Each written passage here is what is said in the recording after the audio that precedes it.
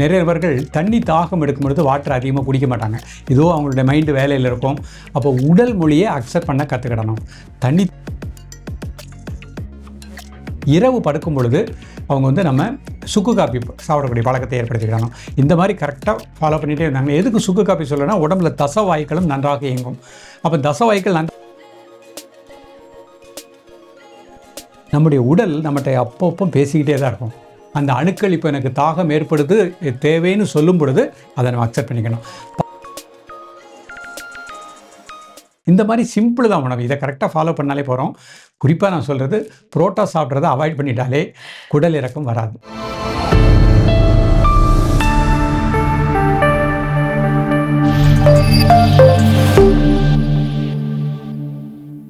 Cosmo health நேயர்கள் அனைவருக்கும் வணக்கம்.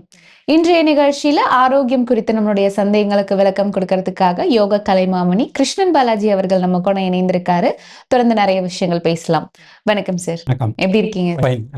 சரி, இன்றைய நிகழ்ச்சியில நம்மளுடைய நேயர்கள் நிறைய பேர் கமெண்ட்ல கேட்ட ஒரு கேள்வி, இந்த குடல் இறக்கம்னு சொல்லக்கூடிய ஹெரண்யா, இதற்கு என்ன தீர்வு இருக்கு? முதிரைகள் தீர்வு கொடுக்குமா? ஏன்னா நமக்கு தெரிஞ்ச வரைக்கும் இந்த ஹெரண்யா பிரச்சனை அப்படின்னா உடனே சஜஸ்ட் பண்றது சர்ஜரி, இதுக்கு அறுவை சிகிச்சை பண்ணிடுங்க, இது மட்டும்தான் தீர்வு அப்படிங்கறது ஒரு பொதுவான கருத்தா நம்ம பாக்குறோம்.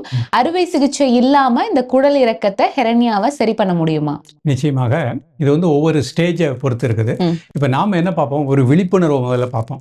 நிறைய பேருக்கு இது மாதிரி வருது. இது வராமல் தடுக்கக்கூடிய பயிற்சிகள். இது ப்ராக்டிஸ் பண்ணிட்டோம் அப்படின்னாலே, உணவில் ஒரு ஒழுக்கத்தை ஏற்படுத்திட்டோம்னா நிச்சயமாக அந்த குடல் இறக்கம்ங்கிறது வராது. சரி, இப்போ பிகினிங்கில் இருக்குது. இப்போ லேசாக பெயின் ஏற்பட்டிருக்கு.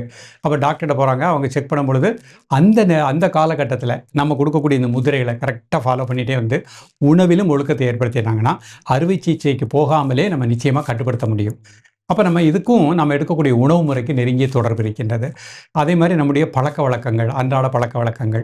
இப்போ நம்ம அதிகமான காரம், உப்பு, புளிப்பு, மைதாவினாலான உணவுகள் நிறைய பேர் இன்றைக்கு அதை சாப்பிட்டுட்டே இருக்காங்க.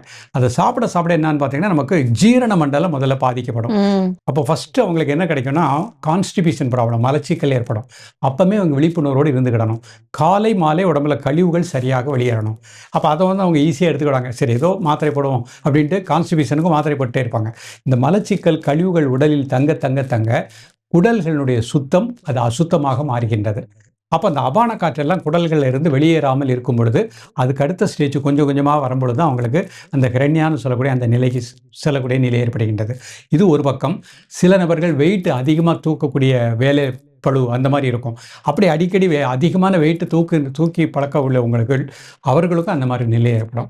அப்போ இதெல்லாம் வராமல் தடுப்பதற்கு முதிரைகளில் நம்ம குடலை திடப்படுத்துவது, குடலை சுத்தப்படுத்துவது, அதை சரியாக இயங்க செய்யக்கூடிய ஒரு 2 அற்புதமான முதிரைகள். அதுக்கு பேரே சுத்தப்படுத்தும் முதிரை.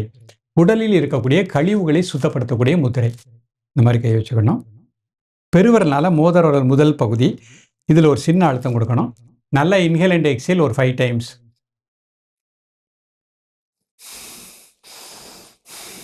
இப்போ மூச்சை மட்டும் அப்படியே அமைதியாக வாட்ச் பண்ணணும். காலை, மதிய, மாலை 3 வேளையும் சாப்பிடுவதற்கு முன்பாக 2 நிமிடங்கள். இதில் 2 நிமிடத்துலேருந்து 5 நிமிஷம் வரைக்கும் இருந்துக்கலாம். அப்போ லேசாக பெயின் இருக்குது அப்படிங்கிறவங்க 5 மினிட்ஸ் ப்ராக்டிஸ் பண்ணிக்கலாம். இது முடித்ததுக்கப்புறம் மாதங்கி முத்திரை. எல்லா கையும் சேர்த்துக்கணும். 2 நடுவரலும் நேராக வச்சுக்கணும். கை வயிற்றுக்கு நேராக வச்சுக்கணும். இதில் நல்லா டீப் இன்ஹேல், டீப் எக்ஸேல் ஒரு 5 டைம்ஸ். தென் நார்மல் பிரீத்திங். சாதாரண மூச்சில் 2 நிமிடம் மூச்சை மட்டும் அப்படி வாட்ச் பண்ணிட்டே போகும். இது முடிச்சதுக்கப்புறம் வருண முத்திரை. சுண்டு விரல், பெருவிரல் நுனி. இதில் நல்லா டீப் இன்ஹேல், டீப் எக்ஸேல்.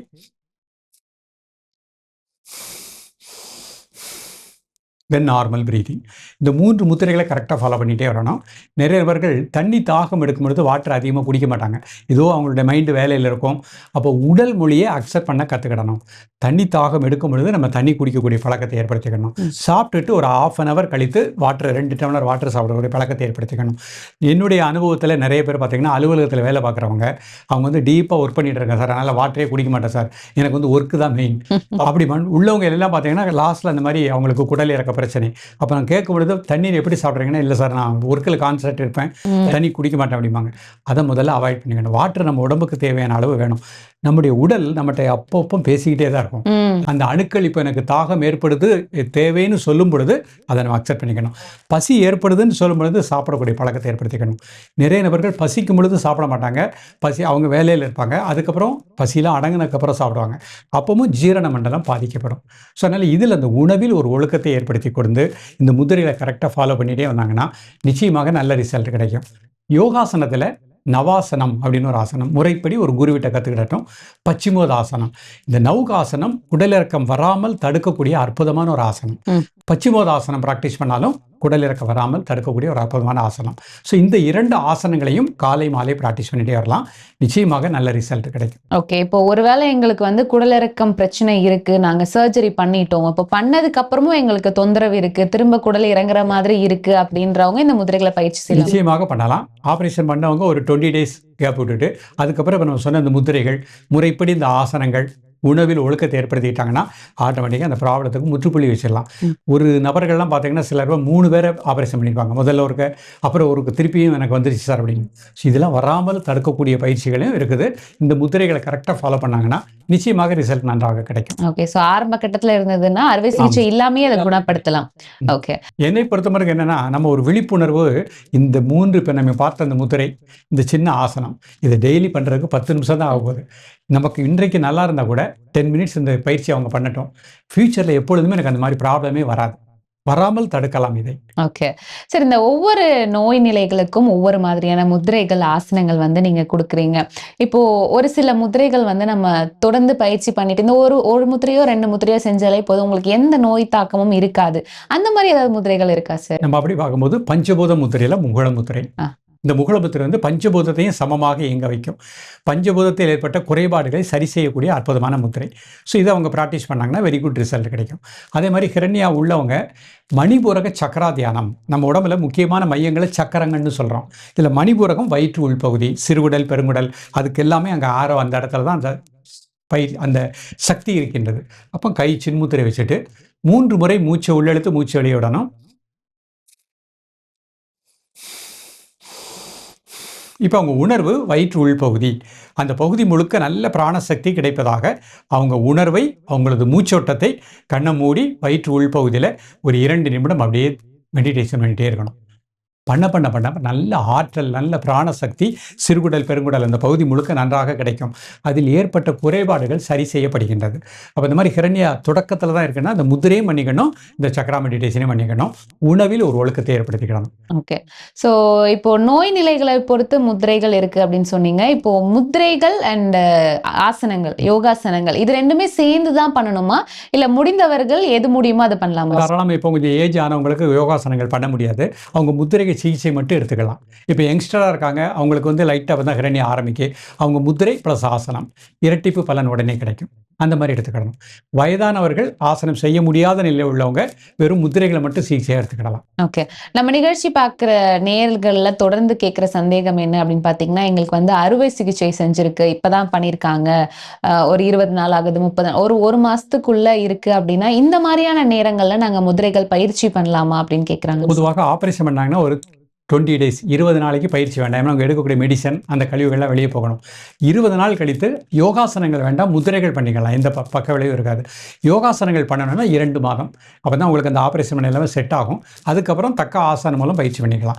முதிரைகளை பொறுத்த மட்டும் 20 days கழிச்சு தாராளமாக ப்ராக்டிஸ் பண்ணிக்கலாம். ஓகே, இந்த முதிரைகள் பயிற்சி பண்ணுறது எப்படி அப்படின்னு சொல்லி கொடுத்தீங்க. இதை வந்து நம்ம எந்த நேரங்களில் பண்ணணும்? அதாவது இப்போ நாங்கள் வந்து ஃப்ரீயாக இருக்கோம், ட்ராவலில் இருக்கோம், இல்லை காலையில் வாக்கிங் போகிறோம், இந்த மாதிரி நேரங்களில் ஃப்ரீயாக இருக்கும்போது முதிரைகள் பயிற்சி பண்ணலாமா? பொதுவாக முதிரை பண்ணும்போது உடல் ஆடாமல் அசையாமல் இருக்கணும், அப்போ தான் பலன் கரெக்டாக இருக்கும். அப்போ வந்து வாக்கிங் போகும்போது வாக்கிங்லாம் போய் முடிச்சுட்டு முதிரை பண்ணிக்கலாம், அப்போ தான் பெனிஃபிட் நன்றாக இருக்கும். நீங்கள் ட்ராவல் பண்ணுறீங்க, லாங் ட்ராவல் பண்ணுறீங்க, அப்போ நமக்கு ஷேக் ஆகலை, அப்போ தாராளமாக அந்த நேரத்தில் முதிரைகள் பண்ணுறதுக்கு யூஸ் பண்ணிக்கலாம், தவறு கிடையாது. வாக்கிங் போகும்போது மட்டும் நடந்து செல்லும் பொழுது முதிரைகள் வேண்டாம். உடல் ஆடாமல் அசையாமல் இருந்து பயிற்சி பண்ணால் தான் பெனிஃபிட் நன்றாக இருக்கும். இந்த குடல் இறக்க பிரச்சனைக்கு என்ன மாதிரியான முதிரைகள், ஆசனங்கள் இருக்கு அப்படின்னு நீங்க சொன்னீங்க. உணவு முறை அப்படிங்கிறது ரொம்ப முக்கியம் அப்படிங்கிறது நம்ம நிகழ்ச்சியில நீங்க தொடர்ந்து சொல்லிட்டே வரீங்க. இந்த குடல் இறக்கம் பிரச்சனை இருக்கிறவங்க என்ன மாதிரியான உணவு முறைகளை எடுத்துக்கலாம் சார்? பொதுவாகவே அதிக காரம், உப்பு, புளிப்பு வேண்டாம். மஞ்சள் கரிசலாங்கண்ணி கீரை அது உணவில் வாரத்தில் ஒரு நாள் எடுத்துக்கிட்டோம். மாதுளம்பழம் எல்லா இடத்துலையும் கிடைக்கக்கூடியது. அதை வந்து வாரத்தில் 2 நாட்கள் 3 நாட்கள் உணவில் எடுத்துகிட்டே வரட்டும். சூரியகாந்தி விதை அதை நம்ம உணவில் மென்று சாப்பிடக்கூடிய பழக்கத்தை ஏற்படுத்திக்கிடணும். அதிக காரமும் வேண்டாம், அதிக உப்பு வேண்டாம், அதிக புளிப்பு குறைத்துக் கொள்ள வேண்டும். அதே மாதிரி கருவேப்பிலை அந்த மோரில் போட்டு கொஞ்சம் ஊற வச்சுட்டு அதை நன்றாக குடிச்சிடணும். கருவேப்பிலையும் மென்று சாப்பிடணும். புதினா, கொத்தமல்லி இலை உணவில் எடுத்துக்கிடணும். இரவு படுக்கும் பொழுது அவங்க வந்து நம்ம சுக்கு காப்பி சாப்பிடக்கூடிய பழக்கத்தை ஏற்படுத்திக்கிடணும். இந்த மாதிரி கரெக்டாக ஃபாலோ பண்ணிகிட்டே இருந்தாங்க. எதுக்கு சுக்கு காப்பி சொல்லணும்னா, உடம்புல தசவாய்க்களும் நன்றாக இயங்கும். அப்போ தசவாய்க்கள் நன்றாக இயங்கும் பொழுது சிறுகுடல் பெருங்குடலுடைய ஜீரண சக்தி நன்றாக இருக்கும். இந்த மாதிரி சிம்பிள் தான் உணவு. இதை கரெக்டாக ஃபாலோ பண்ணாலே போகிறோம். குறிப்பாக நான் சொல்கிறது, புரோட்டா சாப்பிட்றத அவாய்ட் பண்ணிட்டாலே குடல் இறக்கம் வராது. குடல் சார்ந்த எந்த பிரச்சனையும் வராது. நிறைய நபர்கள் அது டேஸ்ட்டாக இருக்குது, ஆனால் அது நமக்கு இன்டைஜஷன். எவ்வளவோ மருத்துவர்கள் அதை அடிக்கடி சொல்லிகிட்டே இருக்கிறாங்க.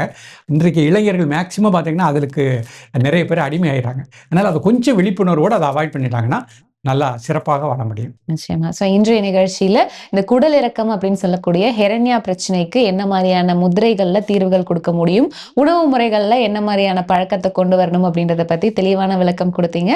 நன்றி சார். நன்றி.